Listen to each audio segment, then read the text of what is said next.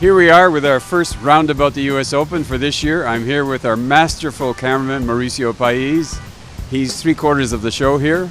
And we're standing about halfway up Arthur Ashe Stadium. And it's one of the things I've always loved about this place, the great vision they had. When this place opened in 1997, they lined up Arthur Ashe Stadium with the Unisphere. And the Unisphere was built for the 1964 World's Fair here in New York. And it sort of creates a boulevard type effect, you know, a little bit like the Champs-Élysées in Paris or the Mall in Washington. So I just always thought it was fantastic the way they got the Unisphere, which was there anyway. The way they lined it up with the stadium just made it a much more sort of significant thing and a real landmark of the place. And we'll look over in that direction. There's the new Grandstand Stadium. I think this is the 3rd year for the Grandstand.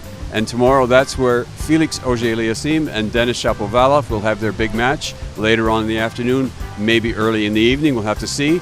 And now we're going to head down, we're going to head out towards the Unisphere and just see what we happen to find along the way.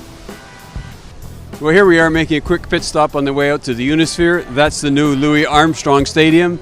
It has these louvers which allow for air circulation without having to close it off and have air conditioning. Those louvers, apparently, if you put them all one against each other, they extend the whole length of Manhattan Island. So they're pretty huge. And if you look at the very top, you can see the retractable roof, which we hope won't have to be used too often this year. Here we are in the Court of Champions, a beautiful stop on the way out to the Unisphere.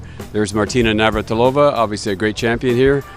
Maureen Conley, first woman to win the Grand Slam, 1953, but she also had a horrible accident. Didn't play after she was age 20, a fantastic player. Who knows what she could have done if she remained healthy.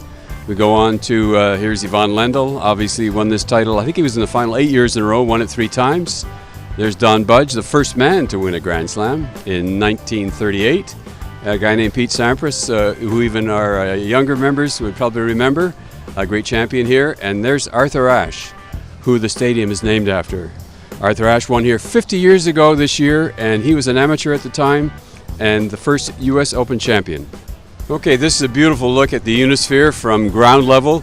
As you can see, the fountains are going. This is one of the entrances to the US Open. A lot of people don't know about it. Actually isn't that crowded during the tournament. Most people enter from the east side, and this is the south side, and not nearly as crowded. And there it is, the Unisphere in the background.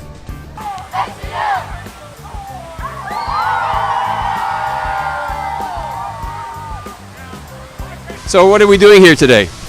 We're going around all around the circle. Yeah. And we're gonna run all around. Whoop.